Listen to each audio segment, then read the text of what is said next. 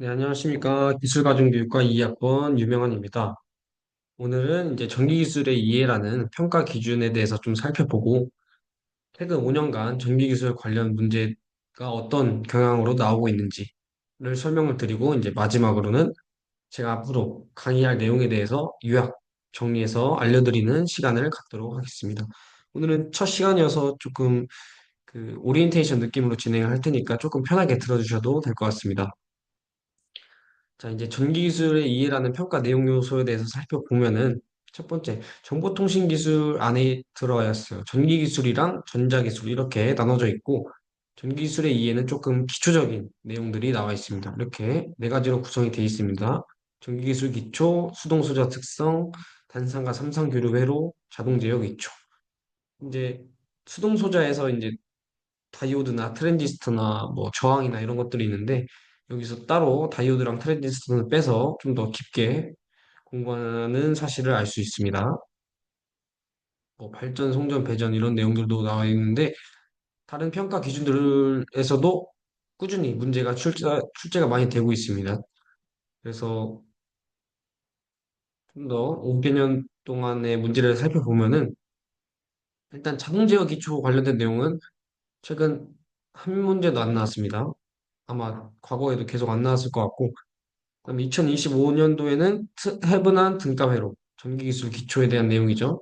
2024년도에는 RLC 회로, 교류 회로에 대한 내용이 나왔고, 2023년도에는 커피시터 회로, 그다음에 2022년도에는 직류 회로인데, 2022년도 같은 경우는 그 동기발전기랑 트랜지스터에 관련된 문제가 나왔어요. 그리고 다이오드 관련된 문제가 나와서 이거는 전기기술의 이해에 대한 파트가 조금 안 나왔다고도 볼 수 있는데, 어쨌든 그 다이오드 문제에 전기기술의 이해 내용이 들어가니까 넣어봤습니다. 그리고 2021년도는 키로이프 법칙, 그다음에 RLC 회로 이렇게 꾸준히 문제가 출제되고 있는 사실을 알 수 있습니다. 그래서 각 연도별로 출제 경향에 대해서 살펴보면은 우선 작년에 태분한 등가 회로로 변환을 해서 그 태분한 전압이랑 태분한 저항에 대해서 구하는 문제가 나왔습니다. 여기서는 이제 태분환이라고 하면은 이 복잡한 회로를 전화번호와 전류원이 같이 있는 회로를 이렇게 전화번 하나, 저항 하나로 간단히 만드는 회로에 대한 문제이고요. 그다음에 2024년도 문제는 교류 전원에 대한 문제입니다. 그래서 이 부하가 이렇게 구성이 되어 있는데 저항, 유도 리액턴스, 용량 리액턴스를 합성해서 구하는 공식을 알아야겠고요.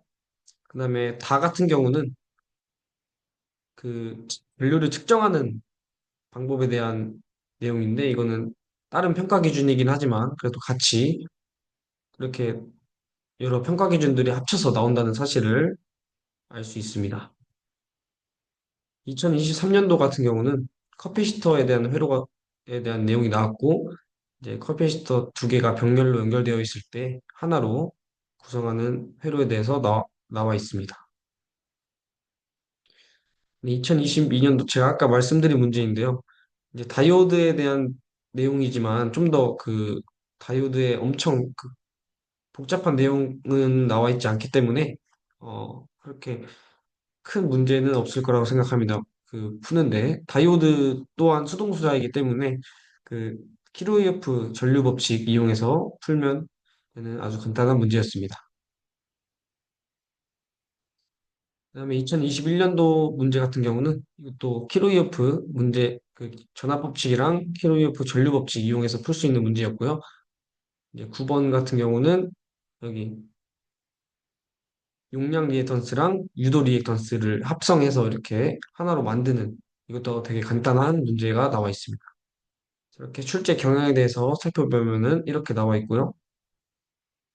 그래서 제가 나중에 강의를 해드릴 내용을 요약해드리면은 1차 시에 전류, 전압, 저항이라는 아주 기초적인 내용에 대해서 살펴볼 예정이고 2차 시에는 키루이어프, 전류 법칙, 전압 법칙에 대해서 알아보고 3차 시에는 이렇게 배운 내용들을 활용을 해서 태분한 노튼 정리에 대해서 알아보는 시간을 갖도록 하겠습니다.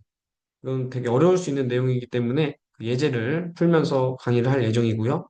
그다음에 4차 시에는 교류 회로의 그 대표적인 회로인 RLC 회로에 대해서 알아보도록 하겠습니다. 5차 시에는 단산과 삼산계로 회로에 대해서 알아보고 강의를 마치도록 하겠습니다.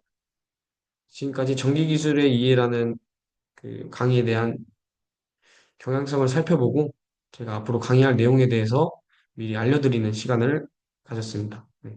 뭐 궁금하신 사항 있으면 편하게 물어보시면 될 것 같습니다. 감사합니다.